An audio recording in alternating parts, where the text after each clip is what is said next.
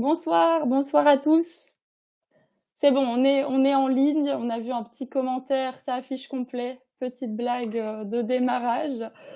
En tout cas, merci, beaucoup à tous de nous rejoindre pour ce live, ce soir.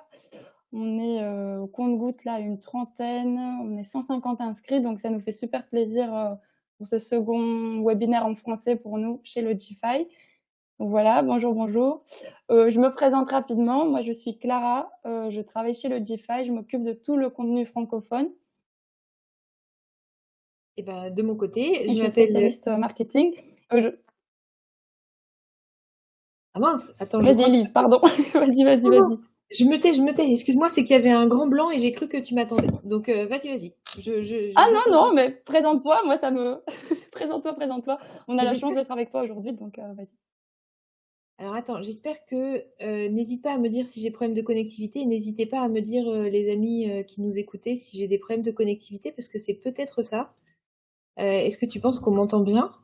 Moi, je t'entends bien, OK. pour moi ça va, tu même pas décalé, donc pour Ah nous, nickel. dans Très les bien. commentaires, je vois que ça va. Donc oui, on a la Mmh. chance d'avoir Elise aujourd'hui, malgré tout, on l'entend très bien, donc vas-y, si tu veux te présenter rapidement. Ouais, bah, écoute, c'est un grand plaisir. Merci beaucoup à toi pour l'invitation, Clara. C'est vraiment, un très grand plaisir d'être ensemble ce soir et de pouvoir parler de revenu management, c'est toujours, génial. Donc, je m'appelle Élise Ripoche et j'ai fondé, la société J'affiche complet et le rendez-vous national de la location saisonnière. Voilà. Donc elle nous dira un petit peu plus, à ce sujet, lors de la présentation. Je vais vous montrer rapidement comment va se dérouler le webinaire et ensuite, on va, passer dans le vif du sujet avec Elise. Hop, donc je vous montre ça rapidement et voilà. Tic tic. Donc voilà. Ouf, je me trompe. C'est bon, toutes les slides se voient bien? C'est parfait pour tout le monde? Ça va pour toi Elise, tu vois la présentation? Très clair. Ouais, merci OK. beaucoup. Donc, ce soir, on est avec Élise. Je vais vous faire quelques précisions, avant qu'on commence, le webinaire. Lorsqu'on fait un webinaire avec plus de 100 personnes, on ne peut pas vous faire, poser toutes les questions de vive voix. Donc en fait, vous avez une petite, un petit onglet, Ask a question en anglais si vous voulez poser des questions. On essaiera de répondre à un max de questions, pendant cette session. Ensuite, si vous voulez faire un petit commentaire, vous pouvez le faire dans le chat, il y a pas de souci. C'est là où il est inscrit, Say something nice, toujours en anglais. Pour celles et ceux qui arrivent un peu plus tard ou qui savent pas rester jusqu'à la fin, on va tout enregistrer et on vous enverra un petit replay, par email demain. Vous voulez aussi le partager, comme ça vous aurez toutes les infos. Ce qu'on va faire, je vais vous présenter rapidement l'Audify. On a commencé un tout petit peu à la bourre, donc pendant 5 minutes, je vais vous expliquer rapidement le logiciel de location saisonnière. Ensuite, Elise, elle va nous parler, de comment arrêter de perdre de l'argent. Elle va nous expliquer un peu tout ce qu'elle sait sur le revenu management et on finira par une session de questions-réponses. Il reste, quelques questions en suspens. On essaiera de répondre au maximum, de questions. Voilà. Donc, Logify, pour celles et ceux qui ne nous connaissent pas, en fait, on organise ce webinaire ce soir, en français. On est un logiciel de location saisonnière, donc on permet de vous aider à centraliser toutes vos tâches au quotidien lorsque vous faites de la location. Donc ça vous permet d'avoir toutes vos réservations de toutes les plateformes au même endroit, d'éviter ainsi les doubles réservations, d'avoir tous les paiements à venir, les tâches que vous devez avoir, pour la gestion, chaque jour. Ensuite, on propose aussi de créer votre propre site web. On a un générateur que vous en fait, vous pouvez utiliser et créer votre site web pour recevoir des réservations, directes. On a aussi un channel manager, comme ça vous êtes connecté à d'autres plateformes. Vous pouvez vous connecter à Airbnb, Booking, à Britel, Expedia et cetera et on a aussi un outil de gestion des réservations. Comme ça, vous avez tout en fait en un seul coup d'œil. Vous pouvez voir toutes les réservations de toutes les plateformes. Ensuite, on est intégré depuis peu à Google Location de vacances. Ça vous permet en fait de faire afficher votre site web avant, les annonces Google, donc dans les premiers résultats. Ça, vous avez plus de visibilité et vous pouvez recevoir plus de réservations directes. C'est un peu ce qui révolutionne en ce moment, le secteur de la location saisonnière parce que Google s'est lancé, depuis peu avec son propre moteur de recherche pour les locations. Et puis, on a aussi une appli mobile qui a été mise à jour il y a pas très longtemps, comme ça vous pouvez avoir, toujours à portée de main toutes vos réservations, vos communications avec les clients et gérer facilement votre location saisonnière un petit peu tous les jours. Voilà, ça c'est notre petit logiciel, donc n'hésitez pas si vous voulez l'essayer. On a 7 jours, d'essai gratuit, c'est sans engagement, donc comme ça vous pouvez voir un petit peu toutes les fonctionnalités. Voilà, maintenant je pense qu'on peut rentrer dans le vif du sujet. Je pense que tout le monde est impatient d'écouter ce que Elise a nous raconter sur le revenu management, donc si tu veux Elise, je te laisse, nous expliquer un peu qui tu es et après nous montrer la présentation. Si tu veux, tu vois, tu peux partager, je sais pas si tu vois en bas, tu as, share something pour, la Ah, présentation. carrément, super. Eh beh, écoute, je partage de ce pas. Je partage de ce pas.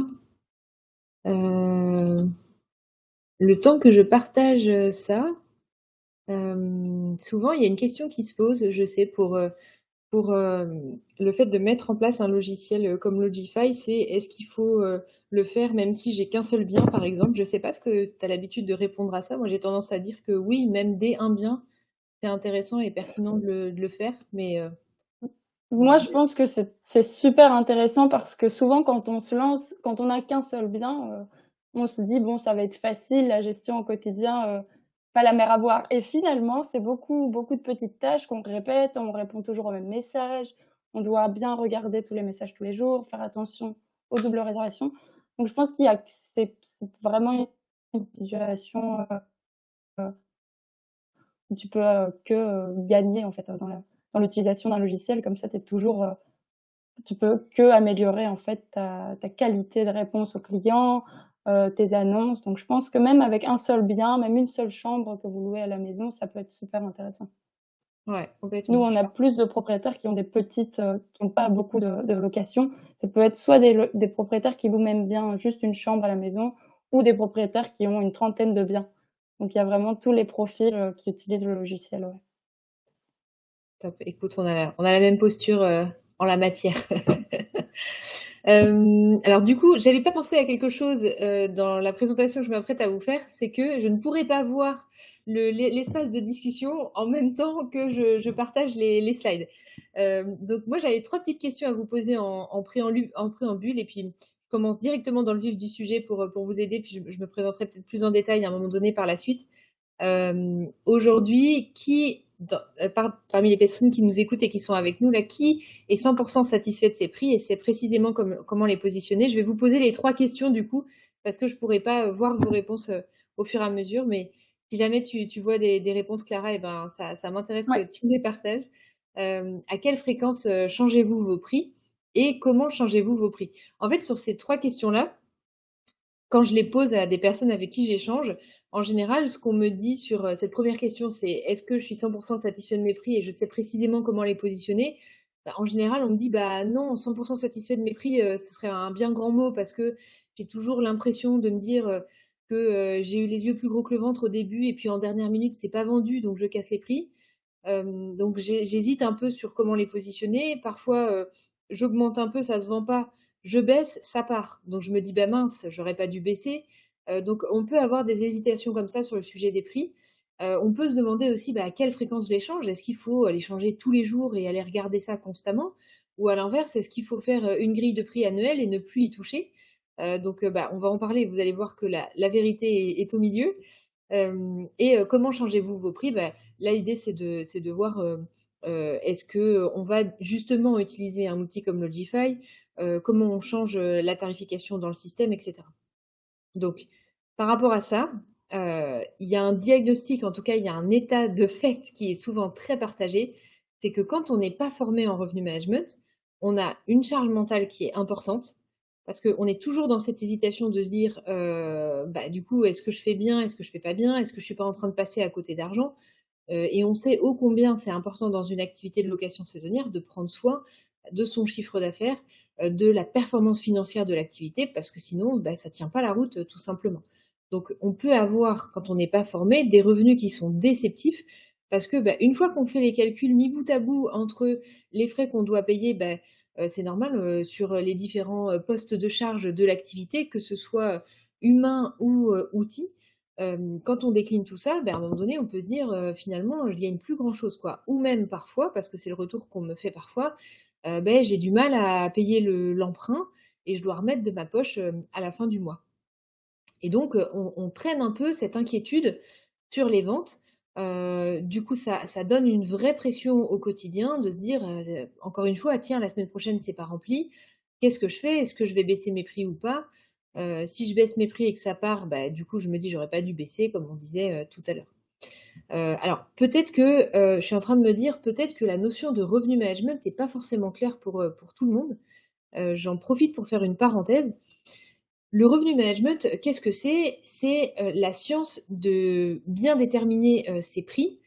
C'est la science de maximiser son chiffre d'affaires. Je vous en dirai plus en détail, tout à l'heure, dans 3 secondes en réalité, mais je voulais quand même, expliquer ce qu'est le revenu management parce que comme là j'entre en matière directement, peut-être que vous pourriez vous dire, «De quoi est-ce qu'elle nous parle, Élise?»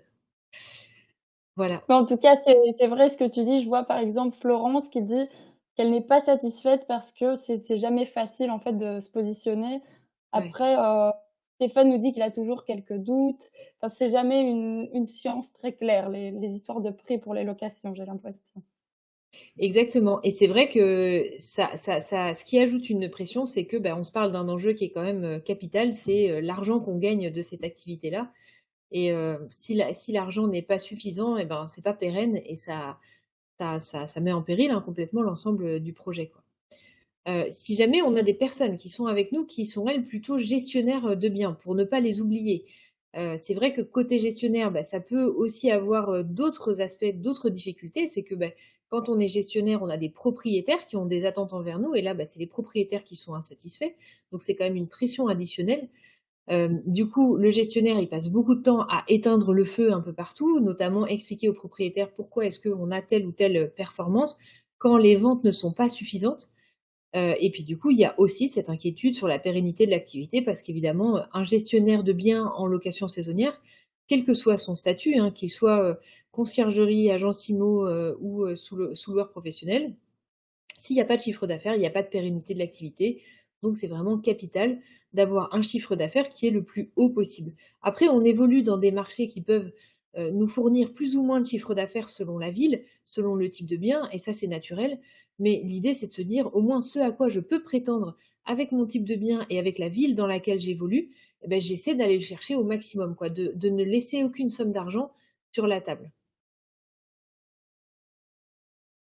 Donc en préambule, vous n'êtes pas seul, rassurez-vous, si vous avez ce sentiment, comme Stéphane l'exprimait ou j'ai oublié le premier prénom que tu m'as donné, Clara, heu, Florence, c'était Florence. Florence, voilà, Ouais, c'est ça. rassurez-vous, en fait. Bon, déjà, vous avez le courage de le mentionner et c'est tout à votre honneur, mais c'est très, très répandu, c'est très partagé, ce doute qu'on a sur le sujet de la tarification et cette charge mentale qu'on peut porter par rapport à ça. Donc, le fameux revenu management, qu'est-ce que c'est? Le revenu management, comme je vous disais, c'est vraiment, une somme de méthodologies. Alors le mot est très, galvaudé, hein, c'est de l'anglais, ça fait très pompeux, mais au final, c'est beaucoup de bon sens paysan et c'est des méthodologies qui permettent en fait de maximiser le chiffre d'affaires d'une activité en location saisonnière. Le revenu management, ça va être quelque chose que vous connaissez très bien en tant que consommateur, en tant que client. Quand on réserve un billet d'avion, par exemple, ou quand on réserve une chambre d'hôtel, hein, les collègues en hôtellerie, on sait très bien qu'on va pas payer le même prix pour le billet d'avion, par exemple, si on s'y prend 6 mois avant, par rapport à si on s'y prend, la veille pour le lendemain. On sait très bien que ce sera beaucoup plus cher la veille pour le lendemain, par rapport à une réservation, 6 mois avant. Derrière ça, derrière cette évolution du prix, il y a ce qu'on appelle le revenu management, qui consiste à mettre un prix différent selon le niveau de demande qu'on peut espérer, sur le service qu'on est en train de commercialiser. Donc c'est pour ça qu'en location saisonnière, c'est tout à fait pertinent parce qu'on a, le même, inventaire à vendre, on va dire. Si on n'a qu'un seul bien, on a un bien à vendre chaque nuit, des 365 nuits de l'année. Si on a 3 biens, on a voilà cet inventaire-là, ces 3 biens-là à vendre, à louer les 365 nuits de l'année. Ça ne varie pas, mais par contre la demande, elle varie. On sait qu'il y a des périodes où c'est très faible, on sait qu'il y a des périodes où c'est très fort. Donc on va décliner nos prix, on va faire des prix différents, par type de période. Alors, sans vouloir spoiler la suite, mais on va pas toucher que au prix aussi et sur ça, je vais vous donner des clés justement pour, vous aider dans ce sens-là. Les missions du revenu management, ça va être un, en mettant en place ces méthodologies, augmenter le chiffre d'affaires qu'on peut obtenir de son activité de location saisonnière. Le deuxième point, ça va être éviter de perdre de l'argent. Il y a des choses dans les systèmes qui peuvent parfois, s'ils ne sont pas bien contrôlés par l'humain qui pilote, qui peuvent nous faire perdre de l'argent. Je vous donne un exemple concret. On peut mettre en place des promotions et oublier, par exemple, qu'on avait également une autre promotion qui va s'appliquer. Et d'un coup, boum, on a une réservation qui tombe à moins 40% de réduction parce qu'on a deux promotions qui se sont cumulées sur les plateformes, par exemple. C'est vrai que les plateformes, euh, à juste titre ou non, je ne sais pas, mais en tout cas, elle nous incite souvent à mettre en place des promotions et on peut se retrouver à avoir un mauvais cocktail un peu qui se combine et des réservations qui tombent à des prix qui sont plus bas que ce à quoi on était prêt à consentir. Donc, la deuxième chose, c'est avec le revenu management, éviter de perdre de l'argent. Et la troisième chose qui est très importante, c'est de faire tout ça tout en soignant la satisfaction des clients et en soignant les enjeux opérationnels. Alors, qu'est-ce qu'on veut dire par là? Soigner la satisfaction des clients, c'est de se dire que souvent on dit sky is the limit, quoi. La limite, c'est le ciel. Mais sur la tarification, pas forcément. La limitation qu'on va avoir, on peut parfois aller très haut, ça c'est vrai, sur des événements d'envergure. On pense Coupe du Monde de rugby, on pense JO, évidemment, ces deux événements-là sont très médiatisés en ce moment à propos des prix. Donc, on peut aller assez haut, mais là où on va avoir une limite, c'est quand on commence à avoir des mauvaises notes par rapport à cette tarification-là. On n'a pas vocation à aller dégrader la satisfaction de nos clients, qui par la suite nous mettraient de mauvaises notes sur les plateformes et qui du coup dégraderaient la performance de nos annonces et donc ferait péricliter en fait l'avenir de notre activité en location saisonnière. Ça va être notre limite haute. Mais souvent, ce que je remarque sur les personnes qu'on accompagne, c'est qu'on est souvent très loin d'y être encore dans cette limite haute et qu'on a encore bien la place d'augmenter la tarification pour maximiser le chiffre d'affaires. Les enjeux opérationnels, ça va être lié aux enjeux liés par exemple aux personnes qui nous aident sur le ménage, sur les sujets notamment des durées de séjour minimum qu'on impose en location saisonnière. Parfois, on me dit: «Bah, une nuit, moi, c'est pas possible parce que sinon mon équipe de ménage, ils vont faire un burn-out, quoi» et c'est vrai que ce serait un mauvais revenu management que de se dire: «Ah bah non, on pousse, on pousse, on pousse, on met du nuit partout et cetera». On brûle l'énergie de notre équipe de ménage qui, bah, va devoir s'arrêter et on peut plus avoir, la collaboration de ces personnes qui sont précieuses, surtout quand elles font très bien leur travail. C'est dur de trouver quelqu'un qui fait très bien son travail, donc il faut vraiment en prendre soin et encore une fois au service de aussi d'une activité qui est pérenne. Alors, qu'est-ce qu'on va obtenir comme bénéfice, du coup, de mettre ça en place dans votre activité? Vous allez pouvoir éviter les nuitées vides. Ça, c'est le point le plus évident parce qu'en général, on regarde son calendrier et ça nous titille un peu quand on voit qu'il y a des trous dans le calendrier. Mais on va aussi pouvoir se permettre, en période de forte demande, de gagner plus d'argent parce qu'on aura travaillé les prix moyens potentiellement à la hausse. En période de faible demande, on va pouvoir mieux remplir. Ça, c'est vraiment l'objectif sur les périodes de faible demande, en les anticipant notamment et en mettant en place tout un tas de leviers dont je vais vous parler pour vous aider à les mettre en place ce soir si vous voulez. Et puis le dernier point, c'est favoriser les longs séjours. Favoriser les longs séjours, c'est important pour la charge mentale de toutes les personnes qui, soit vous-même, soit vous aident dans l'activité. Parce que plus on a des voyageurs qui restent longtemps, moins on a de messages à gérer, de problématiques, moins on a de passages de ménage aussi à faire. Donc ça permet aussi d'avoir une activité qui est très pérenne. Voilà. Alors, qui suis-je pour vous parler de tout ça? Eh beh, comme je le disais au début, je suis la fondatrice de l'agence de revenu management J'affiche complet, qui fait de la formation et qui permet de déléguer cette partie-là du revenu management. Et on a aussi créé, chez J'affiche complet, le rendez-vous national de la location saisonnière qui a eu lieu pour sa première édition en juin 2023, à Paris. Et on était 1 300 personnes, professionnelles de la location saisonnière lors de cet événement et qu'on va reconduire, en 2024. Aujourd'hui, chez J'affiche complet, on est une équipe de 15 personnes et on optimise nous-mêmes un peu plus de 1 700 biens dans toute la France. Alors, sur quel levier? On va être très concret là, parce que pour moi, c'est vraiment important de vous donner des clés pour que vous puissiez, après cet échange ensemble, mettre en place directement des choses, hein. On n'est pas là pour, on n'est pas là pour se parler de grandes théories qui ne sont pas très utiles. On est vraiment là pour se dire: «OK, quelles sont les clés que vous pouvez mettre en place tout de suite en raccrochant le webinaire pour augmenter le chiffre d'affaires de vos biens en location saisonnière?» Alors, vous avez plusieurs leviers. On va commencer par le plus facile, celui auquel on pense tout le temps et dont on a déjà pas mal, parlé, depuis le début de cette présentation. c'est le prix affiché. Évidemment, le prix, ça va être le levier qui va être le premier sur lequel vous pouvez jouer. Le prix, ce qui est très important aujourd'hui, c'est de se dire qu'il ne faut pas aller dans les extrêmes. Parfois, je vois des personnes qui me disent: «Il faut impérativement que ça change tous les jours et cetera, c'est ça qui fait la performance de mon annonce». Moi, j'ai demandé aux plateformes Airbnb, Booking, je leur ai dit: «Écoutez, est-ce que c'est vrai que si le prix change tous les jours, en tout cas, le plus fréquemment possible, ça améliore notre position dans les algorithmes de recherche?» Parce que je me suis dit: «Nous, on doit le considérer chez J'affiche complet si c'est un point qui est confirmé par les plateformes». Les plateformes m'ont dit: Non, cette information-là, inconnue au bataillon, quoi. Ça n'a pas de c'est une légende urbaine», mais vraiment, ils ne voyaient pas du tout, à quoi je faisais référence et pourtant cette légende, je trouve qu'elle est assez répandue, dans notre, domaine d'activité. Donc a priori, ce que nous disent les plateformes, c'est que c'est plutôt faux. En revanche, il faut quand même avoir des tarifications qui sont déclinées, c'est-à-dire avoir un prix différent par niveau de demande attendue. En d'autres termes, avoir un prix différent pour les périodes faibles, les périodes moyennes ou les périodes fortes. Donc ne pas avoir le même prix toute l'année, ça c'est caduc. Mais maintenant, en termes de déclinaison des prix, de la même façon, parfois on reprend des grilles tarifaires où les personnes ont fait, 10 prix différents. C'est pas forcément pertinent non plus d'aller dans un excès, comme celui-ci. Nous, globalement, selon les villes, on va avoir des déclinaisons qui vont osciller entre 3 prix différents sur l'année jusqu'à 4-5 prix différents, sur l'année. Ça va très rarement au-dessus de ça, quoi. Vraiment très rarement. Même sur des villes qui ont beaucoup d'événements. Donc sur ça, gardez en tête qu'il faut que vous ayez une tarification qui est déclinée selon la période. Vous n'avez pas besoin de faire un nombre de prix absolument époustouflant, mais il ne faut pas qu'il y ait le même prix toute l'année, quoi. Un autre point qui est important, c'est les promotions. Les promotions, on peut se dire, bah, c'est assez difficile de savoir, quand est-ce que je mets en place des promotions, quel niveau tarifaire je mets en place les promotions. Donc la mise en place des promotions, pour vous donner des astuces par rapport à ça, chez J'affiche complet, nous, on n'est pas favorable à la promotion automatique. On va, parfois, avoir des gens qui, peut-être incitent, je pense aux réseaux sociaux, incitent à, mettre des promotions qui vont, casser les prix, toujours en dernière minute. Ou à l'inverse, toujours faire une promotion en amont.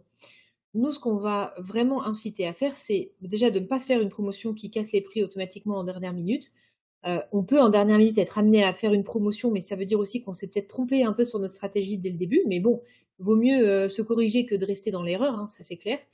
Mais le risque de faire une promotion qui baisse les prix automatiquement en dernière minute, c'est lequel? Le risque, c'est que en période de forte demande, par exemple, vous alliez baisser les prix alors que justement il faut les tenir.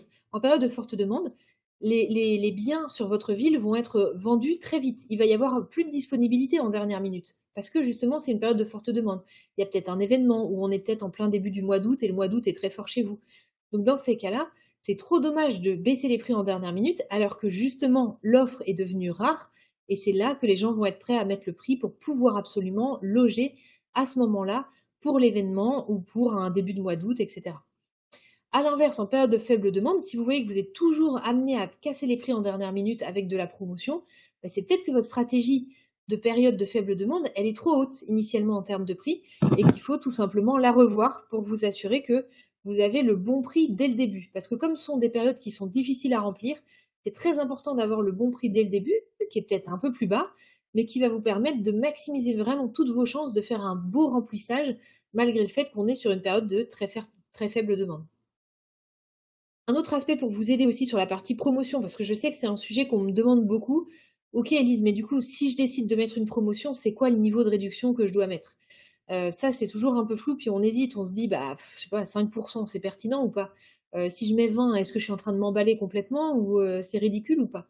Alors pour vous donner des billes par rapport à ça, c'est vrai que nous, chez J'affiche complet, on commence à 10 5 globalement, ça fait peu d'écart, en termes de montant pécunier pour le voyageur, donc ça va moins l'aider à convertir, et on va rarement au-dessus de 20-25 de réduction. Maintenant, ça dépend de la ville. Il y a des villes sur lesquelles les prix de base sont tellement hauts, parmi les plus grosses villes de France, que, bah, parfois ça peut être pertinent d'avoir des pourcentages qui peuvent être un peu plus hauts que ça. Autre point qui est important, les prix négociés, les prix contractuels. Ça, je passerai peut-être moins de temps sur ça, mais c'est vrai que c'est important. Si vous avez des voyageurs qui sont récurrents, quand vous négociez les prix avec eux, assurez-vous de faire les choses de façon la plus adéquate possible. Et c'est quoi la plus adéquate possible? C'est négocier. Je vous donne l'astuce hein, pour vous faire gagner du temps. Si vous avez quelqu'un qui veut négocier des prix avec vous en vous disant je vais venir fréquemment dans votre bien, il va vouloir un prix fixe.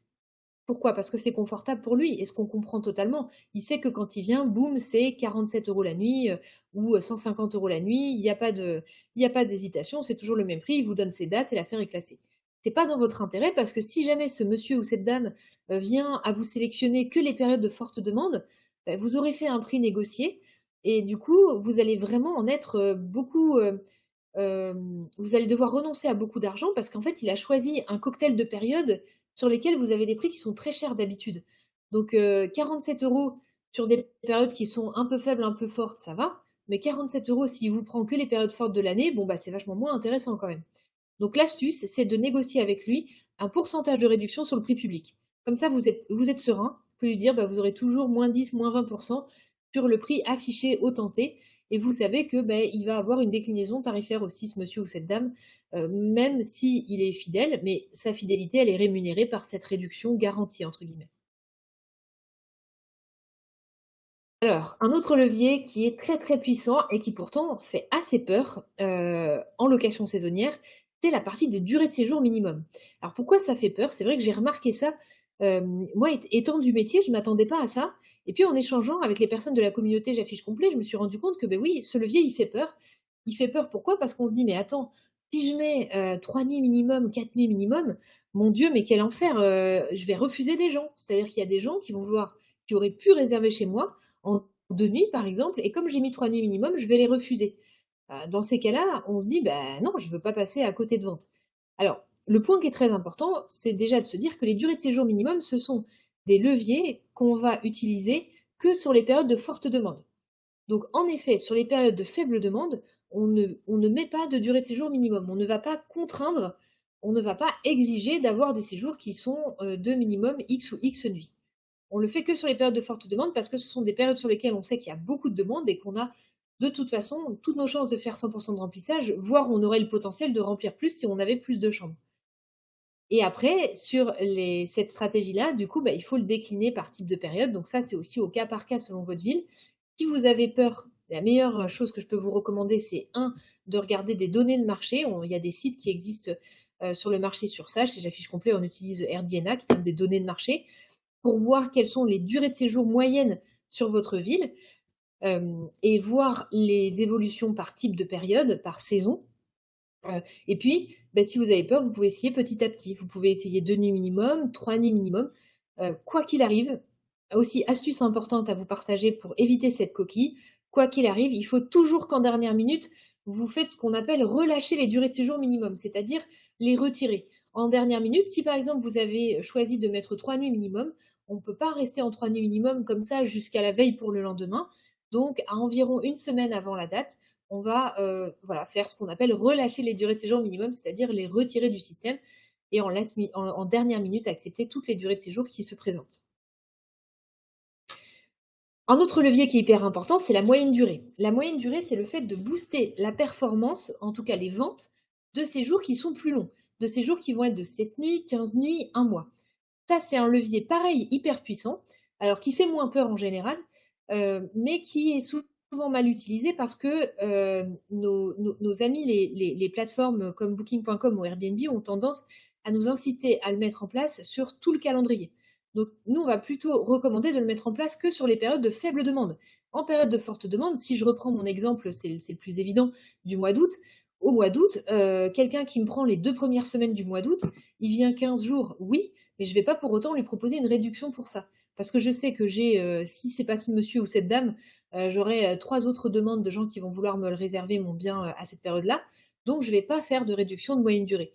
Donc c'est trop dommage quand on paramètre ça en système et que boum, bingo, ça tombe sur mes 15 premiers jours d'août et je me retrouve avec mon moins 15% que j'avais programmé sur 15 jours, mais qui tombe en plein cœur du mois d'août, quoi.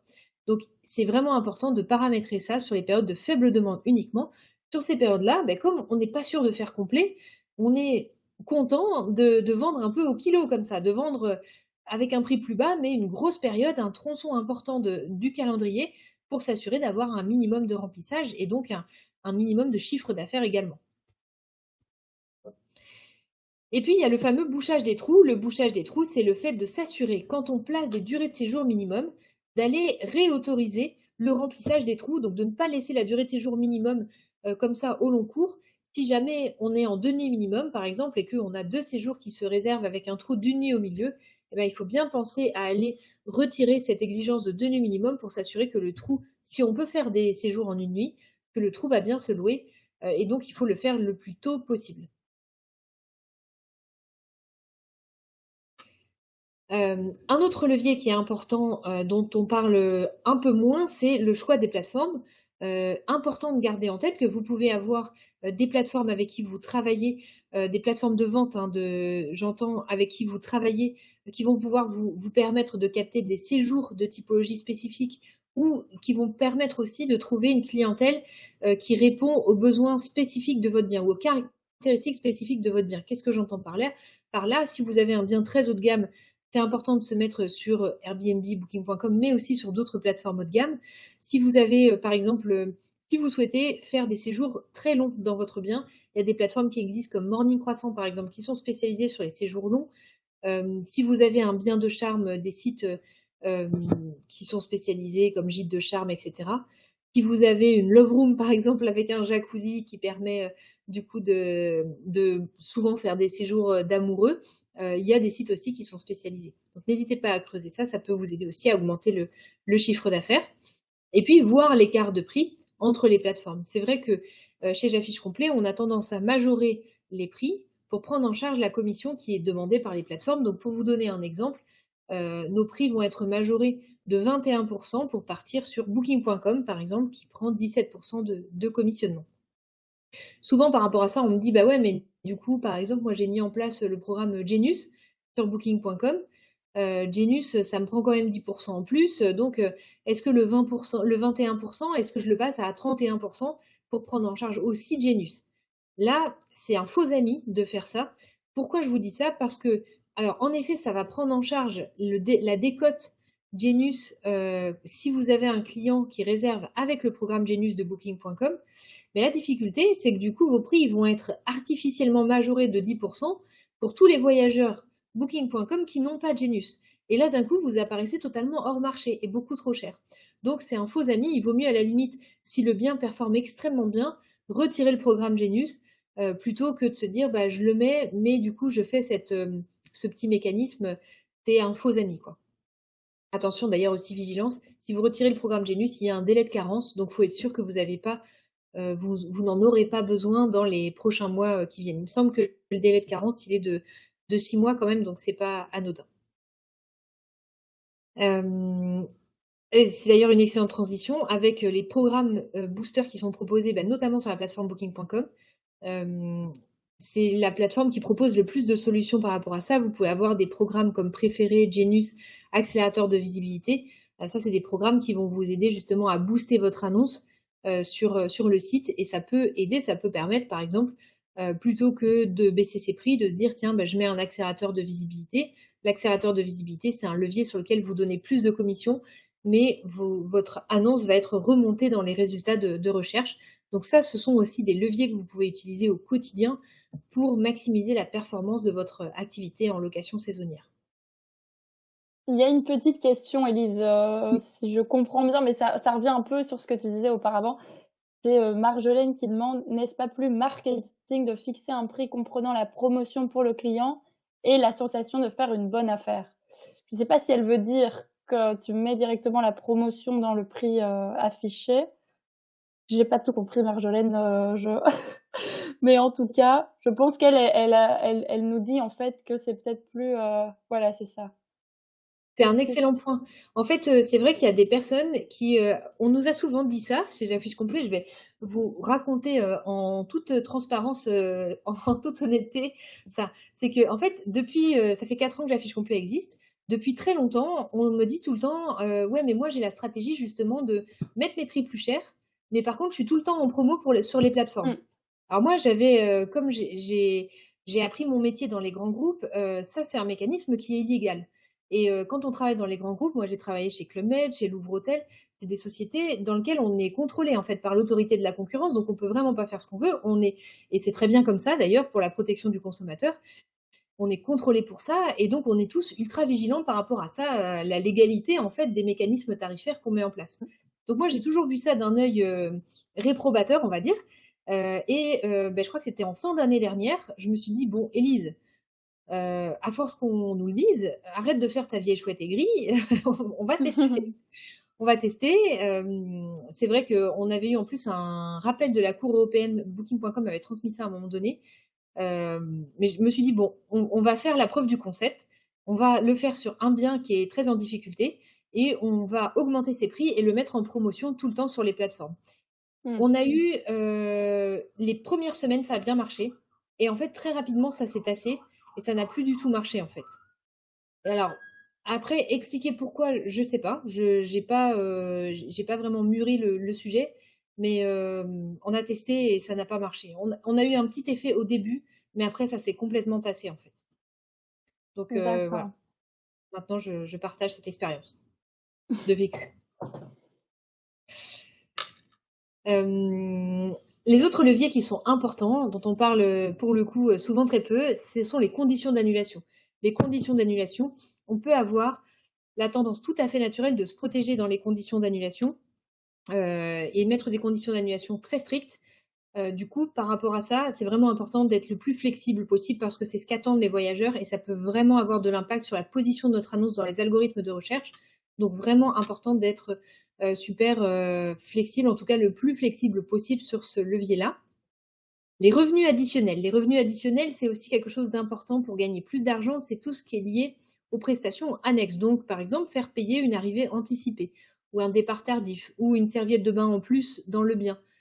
Faire payer le fait d'avoir des draps en plus, un ménage additionnel, voilà. Toutes ces choses-là sont des sources de revenus importantes qui sont souvent négligées en tant que loueur saisonnier, mais qui peuvent vraiment présenter des sources de revenus en plus à ne pas négliger. Et puis, la vérification, on en parlait tout à l'heure, le risque du mauvais cocktail de promotion. Alors, c'est ce qui est appelé très pompeusement dans le métier l'intégrité du revenu, le revenu integrity. Et ça, c'est éviter de perdre de l'argent, s'assurer qu'on n'a pas des choses qui vont passer qu'on n'aurait pas souhaité. Et un autre exemple, pour vous donner un autre exemple sur cette partie-là, quand on prend une réservation en direct, on peut avoir parfois du mal à appliquer nos conditions d'annulation parce que le voyageur commence à négocier, etc. C'est vraiment important si on devait garder une partie de l'argent, c'est vraiment important d'appliquer nos conditions d'annulation pour maximiser aussi son chiffre d'affaires, parce que sinon, c'est nous qui sommes pénalisés financièrement. À ce sujet, il y a, Stéphane qui nous demande: «Est-ce que les conditions d'annulation flexibles sont vraiment mieux que non refundable?» Parce que ça semble être, ce que recommandent les plateformes parfois, d'avoir des conditions plus flexibles que quand tu es un peu plus strict. C'est ce Oui, que complètement. recommandent les plateformes et ça peut être dangereux, nous dit, Stéphane. Alors oui, alors c'est vrai que ça peut être dangereux dans le sens où on se dit: «Si quelqu'un m'annule, 2 jours avant, merci, mais je risque d'avoir une grosse difficulté à relouer». Nous, ce qu'on a observé dans le passé, c'est que en fait, le préjudice est plus important à être non annulable, non remboursable toute l'année, parce qu'il y a un Mmh. vrai effet répulsif pour les voyageurs, sauf si vous avez vraiment un très grand bien, avec énormément de chambres et que du coup, les voyageurs se comportent comme des réservations groupe un peu. C'est-à-dire qu'ils savent que, hem, ils vont plus, c'est plus dans les us et coutumes, on va dire. Mais si on a un bien de plus petite taille, ça a un vrai effet répulsif, en fait, pour le voyageur. Donc on peut passer à côté de ventes, et dans ces cas-là, le manque à gagner est plus important à, prendre le risque, le manque à gagner est plus important quand on est non annulable. Je sens que j'explique hyper mal, mais je vais y arriver, je persévère. Non, ouais, on te comprend, on te comprend. En tout cas, moi, de mon côté, je comprends, les commentaires ne disent rien, donc on te comprend, on te comprend.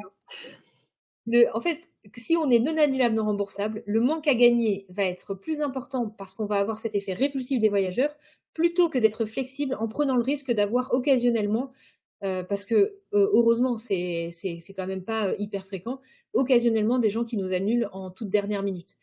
Ce que j'ai remarqué, c'est que les loueurs qu'on accompagne, à qui on a proposé de se mettre sur des conditions d'annulation plus flexibles, nous recommandent de se mettre annulable, remboursable jusqu'à 5 jours avant l'arrivée.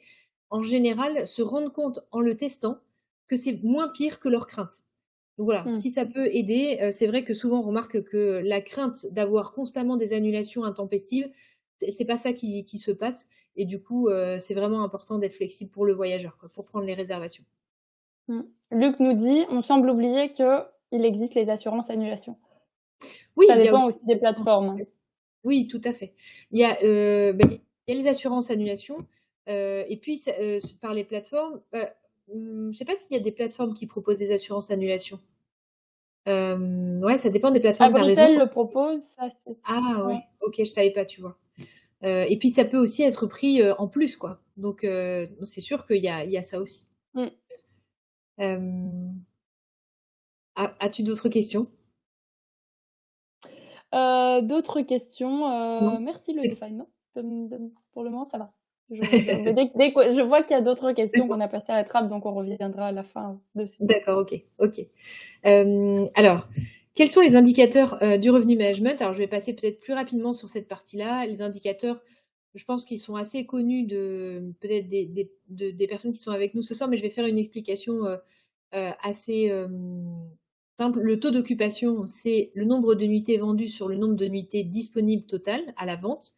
L'idée du taux d'occupation, c'est de se dire qu'on fait vraiment le jeu du Tetris, on essaie de remplir le calendrier le mieux possible. Le prix moyen, bah, c'est la moyenne des prix vendus et le RevPAR, alors le RevPAR, c'est l'indicateur un peu tordu. Le RevPAR, c'est le chiffre d'affaires rapporté au nombre de nuitées qui étaient disponibles à la vente. En gros, c'est un peu comme si on avait une boutique et qu'on se disait, bah, j'ai fait un chiffre d'affaires de X ce mois-ci, ce qui donne en moyenne tant de chiffre d'affaires par jour, même s'il y a eu des jours où j'ai fait des ventes, des jours où j'ai pas fait des ventes, et ben, le RevPAR en location saisonnière, c'est pareil, c'est de se dire, bah, j'ai fait tant de chiffre d'affaires ce mois-ci et ça donne en moyenne tant d'euros par jour, même s'il y a des nuitées qui sont restées vides et des nuitées qui ont été vendues. À quoi sert cet indicateur du RevPAR? Ben, ça rend en fait les choses comparables d'un appartement à l'autre. Ça rend comparable aussi d'une période à l'autre parce que du coup, comme c'est rapporté à la nuitée, ça rend, c'est comme ça en fait qu'on utilise cet indicateur du RevPAR.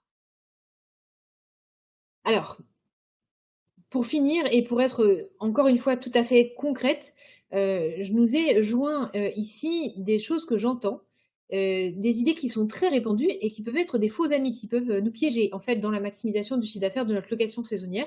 Donc je vous les partage et je vous partage les clés à mettre en place pour justement éviter de tomber dans ce piège-là et vous assurer de maximiser vos gains en courte durée. Donc, une première chose qu'on entend souvent, c'est: «Bon, cet été», j'ai pris l'exemple de l'été, mais on aurait pu dire n'importe quand. On aurait pu dire, marché de Noël, en décembre, en tout cas une période forte à venir. «Cet été, je suis plutôt en avance sur mon remplissage, je suis rassurée, je me focalise sur le reste». Alors, pourquoi c'est un faux ami de se dire ça? Parce que quand ça va bien comme ça, quand on est plutôt en avance sur son remplissage, beh, il y a peut-être des choses à comprendre justement. Est-ce qu'il n'y aurait pas un événement qui nous a échappé? Est-ce que nos prix seraient pas trop bas? Et peut-être qu'on peut prétendre à des prix moyens plus hauts que ça.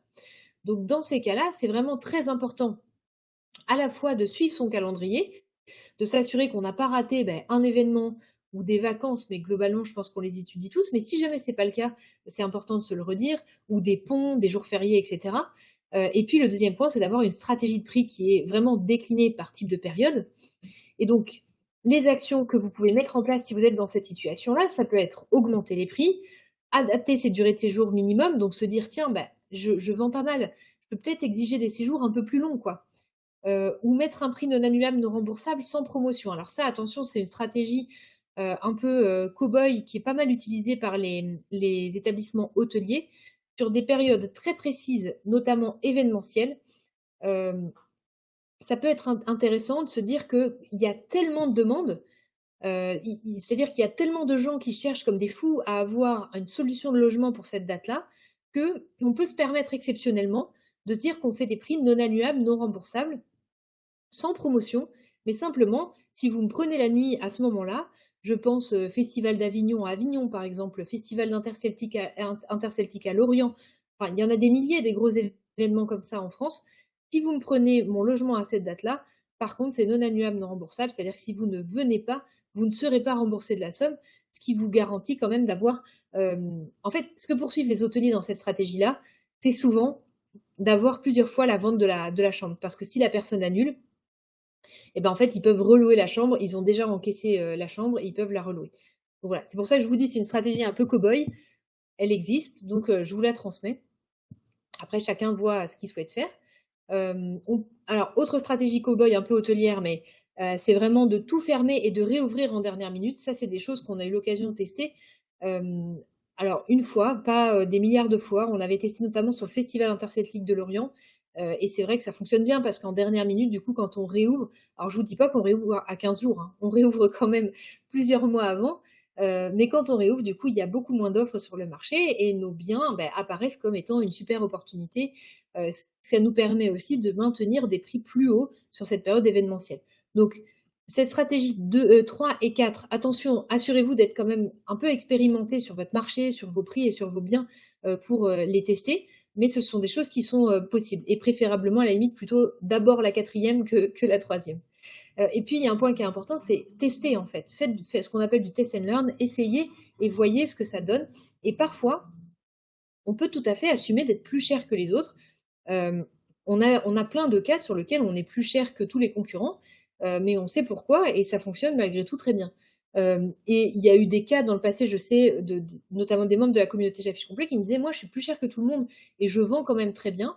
Et beh, ça ne veut pas dire que vous n'avez pas encore le potentiel pour augmenter les prix. Parce que peut-être que les voyageurs, pour la prestation que vous proposez et parce qu'il y a peut-être pas beaucoup d'autres, acteurs qui proposent ça sur la région, vont être prêts à mettre plus cher, même si vous êtes déjà, plus cher que les autres.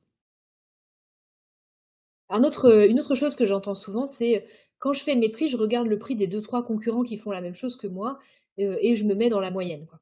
Alors ça, c'est un faux ami aussi parce que c'est comme si vous laissiez vos concurrents décider de vos prix. Alors ça veut dire que, déjà, on part du postulat que les concurrents savent bien faire leurs prix et aujourd'hui, malheureusement encore, on est dans un domaine d'activité sur lequel, on a beaucoup de concurrents qui ne savent pas forcément faire leurs prix, qui font eux-mêmes un peu la même chose, c'est-à-dire que tout le monde se regarde un peu entre eux et peut-être que tout le monde est en train de se planter en même temps, quoi. Donc c'est vraiment important de ne pas laisser, la main de notre perfor la les clés de notre performance financière aux mains des concurrents et du coup, nous de vraiment faire, l'exercice, et toutes les étapes qui sont nécessaires pour déterminer un prix. Alors sur ça, on aurait pu faire une présentation de 7 heures, sur rien que sur ce sujet-là, mais je voulais quand même vous donner quelques clés pour vous aider. Quand on détermine un prix, il faut étudier le marché, étudier l'historique du bien, anticiper le niveau de demande qu'on va avoir jour par jour dans le futur. Donc est-ce que ça va être fort, moyen, faible, événementiel? Faire une étude concurrence pour avoir quand même une idée de la fourchette de marché dans laquelle on évolue, mais c'est pas parce que les concurrents font 45 € qu'on va faire 45 €. Et puis, réaliser une stratégie de prix qui est associée à une stratégie de durée de séjour minimum. Il ne s'agit pas d'avoir, un niveau tarifaire, qui soit bien positionné, mais des durées de séjour qui sont complètement mal positionnées ou à l'inverse, des durées de séjour qui sont bien positionnées, mais des prix qui sont mal positionnés parce que dans les 2 cas, ça ne va pas marcher du coup. Une autre chose aussi, c'est ce fameux sujet des durées de séjour. J'exige une durée de séjour minimum identique toute l'année, j'ai un peu peur de changer ça. Par exemple, je suis en 2 nuits minimum et j'ai peur de changer ça. Et dans ces cas-là, c'est vraiment important, comme on se disait, que ce soit en adéquation avec la stratégie tarifaire. Donc, ça va vraiment vous permettre de maximiser le remplissage, les durées de séjour minimum, parce que ça va faire en sorte de réduire les trous, le gruyère dans le calendrier. Donc c'est important de les utiliser, mais que sur les périodes de forte demande. En période de faible demande, on met aucune durée de séjour minimum et surtout en dernière minute, ne pas oublier de les retirer. C'est très important pour la performance de remplissage de vos biens. Alors, souvent ce qu'on se dit c'est, «OK, bon, je vois bien, ça a l'air bien toute cette histoire que tu nous racontes Élise, mais j'ai pas le temps de regarder tous ces aspects-là». Bon, par rapport à ça, vous avez plusieurs options. Soit vous déléguez ça à un revenu manager. Donc je ne vais pas passer beaucoup de temps sur ça parce que je vois que le temps file et je veux pas je veux pas, exploser le timing, mais avoir un revenu manager qui s'en occupe pour vous, ça peut vraiment vous aider parce que ça augmente le chiffre d'affaires, ça réduit votre charge mentale et puis si jamais vous êtes gestionnaire, c'est un argument commercial pour les prospects. Ou sinon, vous formez au revenu management et là, dans ces cas-là, ça va aussi augmenter le chiffre d'affaires, mais ça réduit les charges associées à ce poste parce que déléguer à quelqu'un, c'est forcément plus cher que de se former soi-même et puis surtout, on acquiert la compétence, donc on peut capitaliser sur ça sur toutes les années à venir, ou on peut aussi capitaliser sur ça, si vous êtes gestionnaire de biens, sur le fait de pouvoir, montrer ce sérieux-là par rapport à vos prospects propriétaires qui, pourraient être intéressés par vos services. quelques exemples pour vous donner la foi et le courage et vous montrer que c'est possible et qu'on peut faire des choses vraiment chouettes. Alors ce sont des exemples passés qui datent de l'année dernière parce que, évidemment je peux pas partager, des données de nos clients, aujourd'hui c'est confidentiel donc mais j'ai anonymisé les infos, mais pour vous montrer quand même, là ce sont les croissances de chiffre d'affaires, qu'on peut faire et ce qui est intéressant c'est que souvent, on nous dit, souvent sur les villes balnéaires d'ailleurs, on nous dit, «Bon, bah, oui, moi, je sais bien remplir mon été, hein, mais par contre, faut améliorer la performance le reste de l'année». Et en fait, le revenu management, il a cette puissance de pouvoir aussi augmenter les périodes fortes, augmenter le chiffre d'affaires sur les périodes fortes et là, on le voit, c'était quelqu'un qui nous avait dit: «Bon, vous pourrez rien faire sur l'été, mais le reste de l'année, j'ai besoin d'aide pour améliorer le revenu» et là, on voit alors c'est du RevPAR, donc c'est du montant à la nuitée. Là, on voit que même sur l'été, ça a été possible d'augmenter le chiffre d'affaires, gagné sur ces biens-là. Pareil, là, je vous présente, bon, je vais passer vite, sur ça, mais des croissances de chiffre d'affaires, pareil, là, sur une ville de 150 000 habitants dans le sud-est de la France, c'était des T2. Et c'est vrai que ce qui est intéressant sur ce graphique-là, c'est que donc là, on voit les croissances de chiffre d'affaires mois par mois, qui vont quand même de plus 14 à plus 96 donc ça peut être énorme. Mais on peut se dire, peut-être que, c'était les tendances de la ville, quoi. Peut-être que tout le monde a fait ça sur la ville à ce moment-là. Donc quand on regarde les données de marché, là, ce sont des données de marché, donc la source c'est RDNA, on voit qu'en fait, avec le revenu management, sur le mois d'avril, on a été, moins bon que le marché parce qu'on a fait plus 53 de croissance et le marché a fait, lui, naturellement, sur sa tendance naturelle, plus 87 de croissance. Donc là, en avril, on n'a pas été bon, on a été moins bon que le marché, mais par contre, sur tous les autres mois, mai, juin, juillet, août, on a toujours, largement coiffé au poteau, la performance du marché. Sur un marché qui faisait plus 16 on a fait plus 88, plus 96 quand le marché faisait 38 et cetera et cetera. Donc voilà pour, les choses je crois que je suis pas mal en timing. Mais top. Voilà pour les choses que je voulais vous partager, ce soir pour vous aider. Et si vous souhaitez, me poser des questions, voici mon email, mais ça peut être aussi d'ores et déjà, maintenant et je me rends compte que je ne sais pas écrire mon email a priori puisque je ne mets pas le point .com pour une raison ou pour une autre. En tout cas, je trouve que c'est super tout ce que tu nous as présenté parce que nous, chez Logify, il y a pas très longtemps, on a fait une petite étude en faisant un questionnaire sur la base saison et en Ouais. fait, on a demandé à des gestionnaires et à des propriétaires de nous dire un peu s'ils changeaient leur prix au fil des mois sur l'année et il y avait quand même 13 qui gardaient un prix fixe toute l'année, même en étant gestionnaire de plusieurs de biens et etc., tu vois? Donc c'est quand même Ah bien de ouais! voir qu'il y a toutes ces techniques et beaucoup de propriétaires ou gestionnaires ne sont pas du tout, au courant ou n'ont pas encore des stratégies tarifaires en place, en fait. Ah top, tu as raison de le rappeler, c'est vrai et ça peut permettre aussi de se rassurer si des personnes, qui sont avec nous ce soir, se disent: «Bah mince, moi je suis le seul à mettre le même prix toute l'année». Rassurez-vous les amis, dans le sondage, Logify, il y avait 15 des personnes qui étaient, C'est dans cette ça. situation-là. Mais c'est l'occasion de changer dès ce soir, justement, pour maximiser votre chiffre d'affaires. On a quelques questions. Est-ce qu'on peut prendre peut-être 5-10 minutes pour y répondre si tu as encore un peu de temps, Elise? Ah Si on oui, peut oui, ah bah profiter moi je peux rester toute la de nuit toute avec vous, ton hein. expertise. Moi je veux vraiment rester toute la nuit, hein. Moi c'était vraiment, pour, respecter. Donc, j'avais vu une question, alors on a que 6 questions.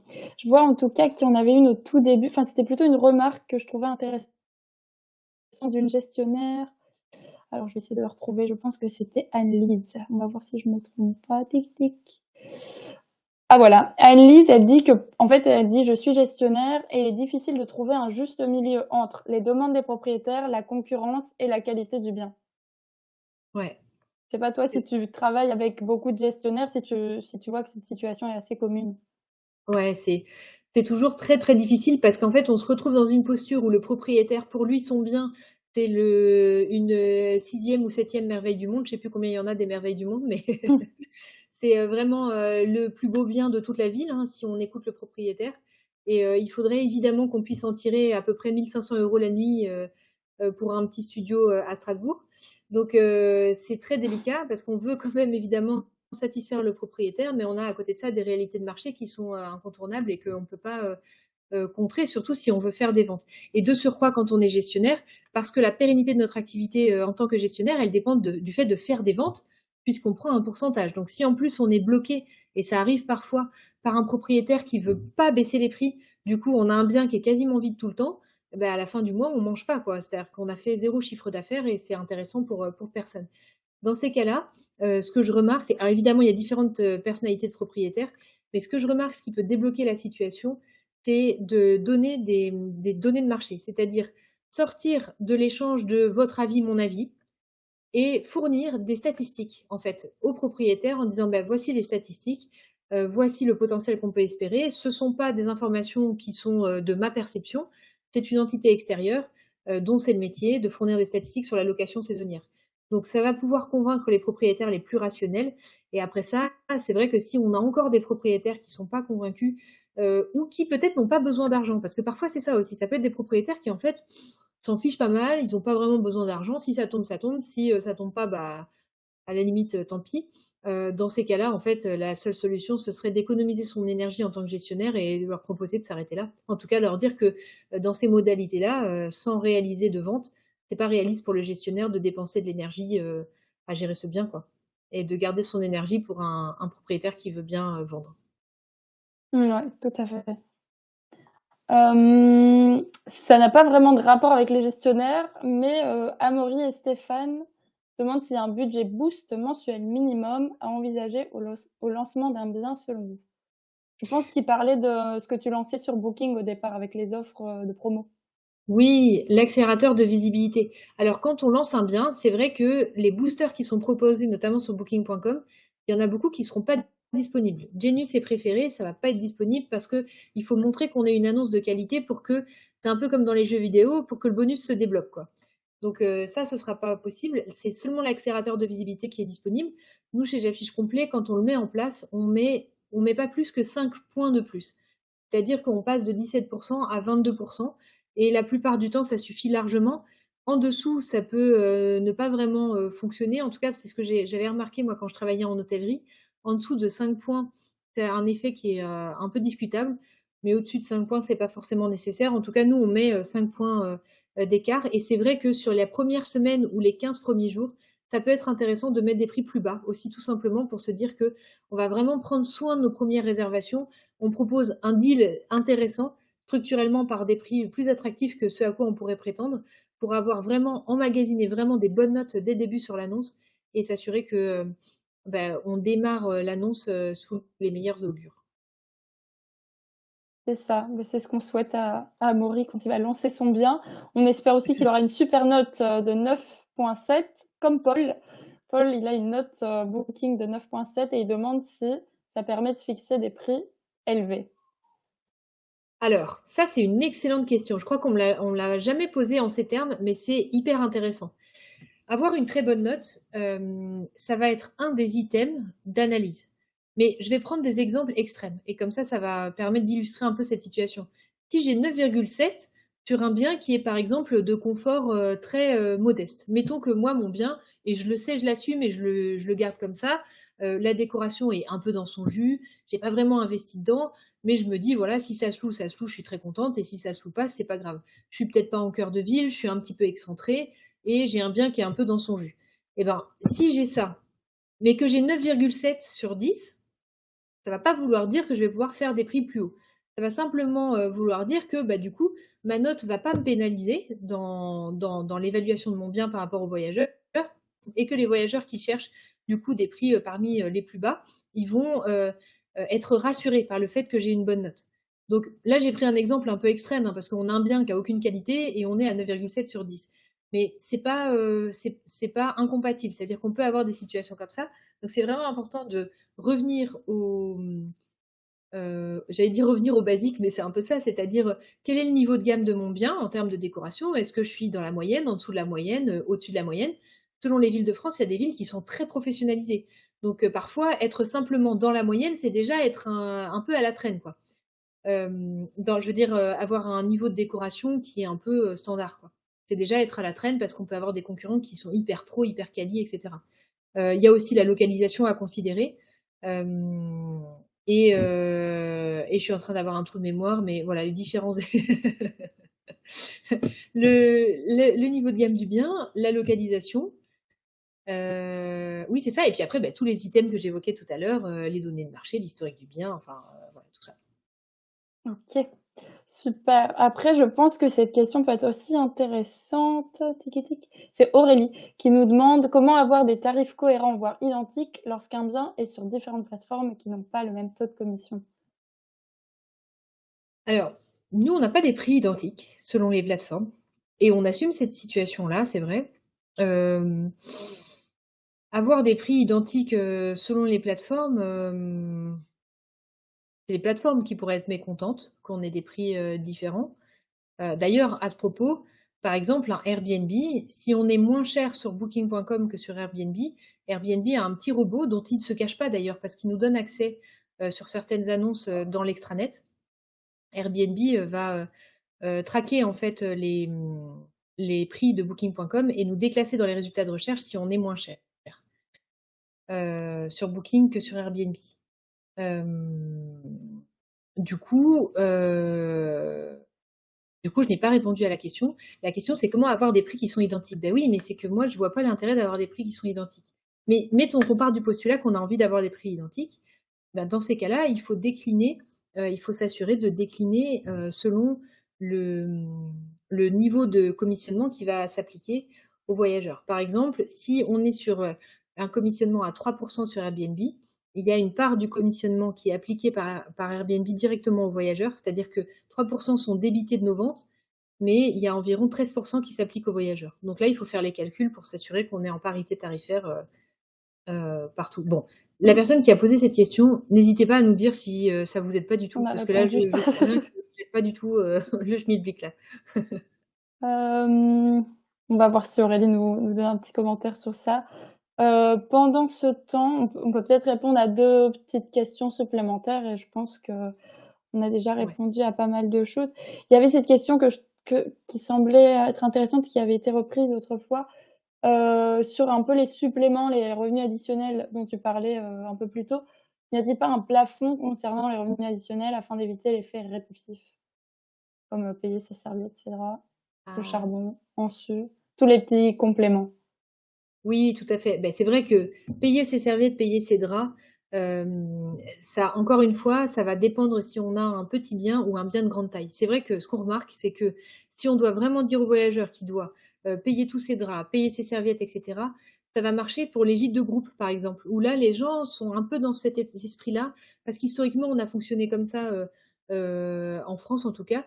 Et du coup, les gens sont moins interpellés. Si on est sur, des biens de plus petite taille qui se louent comme ça un peu plus, rapidement, qui peuvent capter une clientèle affaires qui va venir, simplement avec son ordinateur et qui va pas du tout venir avec des draps ou des serviettes de bain, là, ça va passer plus difficilement.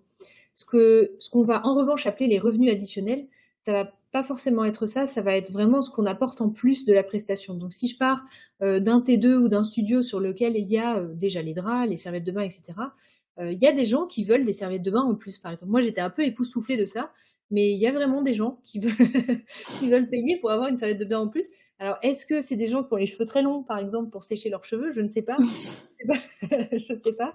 Mais dans ces cas-là, c'est vraiment du bonus. Par exemple, pour le ménage sera pas, enfin, le ménage est déjà facturé dans la réservation initialement, mais c'est si on veut un ménage en plus, par exemple, si on veut des serviettes de bain en plus, si on veut, des draps en plus, si on veut pouvoir arriver plus tôt, plus tard, ou si on veut, par exemple, à l'arrivée, avoir un kit, de petit déjeuner, ce genre de choses.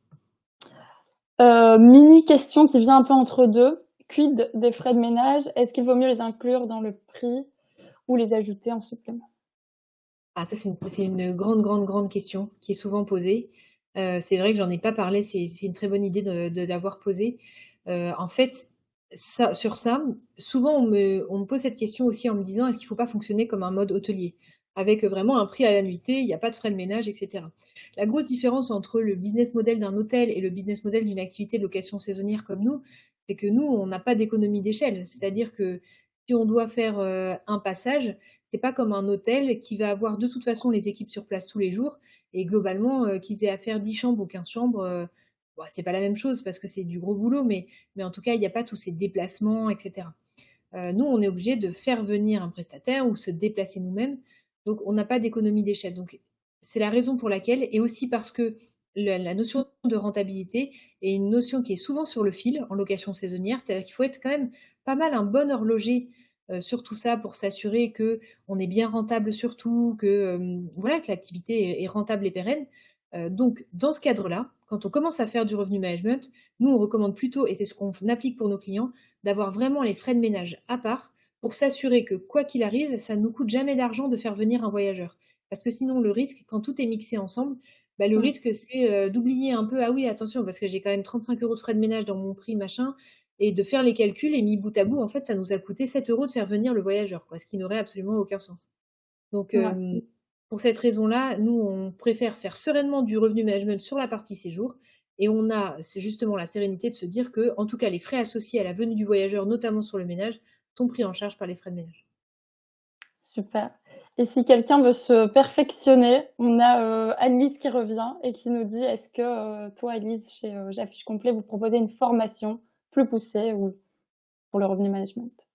Oui, tout à fait, on propose une formation, on a 2 cursus, soit un cursus en e-learning, soit un cursus de coaching individuel. Donc avec grand plaisir pour en parler si vous souhaitez, sur, hello@jaffichecomplet.com, pour pouvoir vous aiguiller sur ça avec grand plaisir. On pourra prendre rendez-vous et en discuter ensemble. Super. Bon, je pense qu'on a su plus ou moins répondre à tout le monde. J'espère que j'ai pas oublié de questions en route. On a un petit peu débordé, mais ça va. En tout cas, merci beaucoup Élise Merci à de toi, nous Claire. avoir rejoints ce soir, c'était vachement chouette. On en a appris, plein de choses. Merci à toi. Heu, Merci aussi à toutes les personnes qui nous ont posé des questions, qui nous ont écrit dans le chat, ça a rendu l'événement plus vivant et comme ça, c'était chouette de voir que certains se sont même donné des petits conseils, donc c'est super chouette pour nous. On va essayer de faire plus de webinaires en français. Qu'est-ce que j'allais dire d'autre? Il y avait une question, il y a un peu c'était l'avant-dernière question qui disait avec les différents prix sur les plateformes, nous chez Logify, on va lancer, c'est un peu une petite info exclusive, un outil, de tarification intelligente qui essaye un peu de s'adapter à tous les algorithmes, comment bien, être en adéquation avec votre location, la concurrence, la demande, le marché. Donc, là, il y a quelques utilisateurs qui c'est encore en phase de test, mais ça va être lancé là, dans les 2-3 prochaines semaines. Donc c'est ce qu'on essaye de mettre en place parce que c'est vrai que la tarification, quand on met en place cette, tarification financière, c'est toujours un peu, ça peut être compliqué au début, donc c'est bien de s'appuyer sur quelques outils. Donc voilà, si vous voulez essayer Logify, n'hésitez pas, il y a le petit bouton vert ici, vous pouvez l'essayer. C'est sans frais, c'est gratuit, vous n'avez pas à mettre votre carte de crédit et vous pouvez tout utiliser gratuitement pendant une semaine. Puis voilà, ben, merci encore Élise. Je pense qu'on va laisser le live jusqu'ici et on enverra aussi, le replay à toutes les personnes intéressées qui veulent revoir ça à tête reposée plus tard. Merci beaucoup. Merci à tous Merci, et merci à toi, bonne Clara. soirée. Au Bonne soirée. revoir.